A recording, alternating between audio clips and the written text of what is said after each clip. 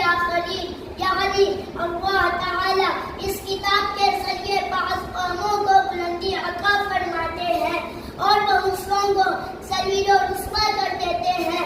حضرات، ہمارا ایمان ہے کہ دنیا میں قرآن مجید جیسی نہ کوئی کتاب ہے اور نہ کوئی اس کا مقابلہ کر سکتا ہے۔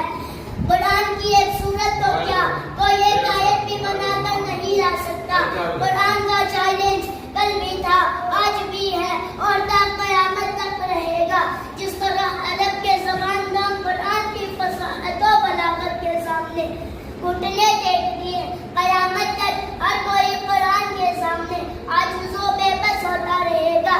مگر بڑے افسوس کی بات ہے کہ ہم مسلمانوں نے قرآن کے ساتھ جو ظلم کیا ہے وہ دنیا کی کسی کتاب کے ساتھ نہیں کیا گیا۔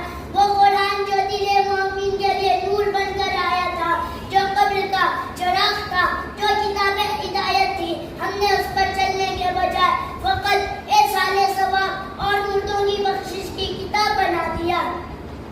زندگی میں اتارنے کے بجائے بیٹیوں کی رخصتی کے وقت سر پر سایہ کرنے کی کتاب بنا دیا، جبکہ یہ زندوں کی کتاب تھی، یہ دستور حیات تھا۔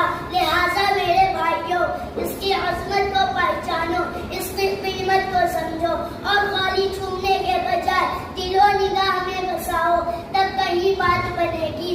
بہت آسان سودا ہے تمہارے واسطے اشرف، بہت آسان سودا ہے تمہارے واسطے اشرف، جو تیری زندگی قرآن پر قربان ہو جائے۔ وما علینا الا البلاغ۔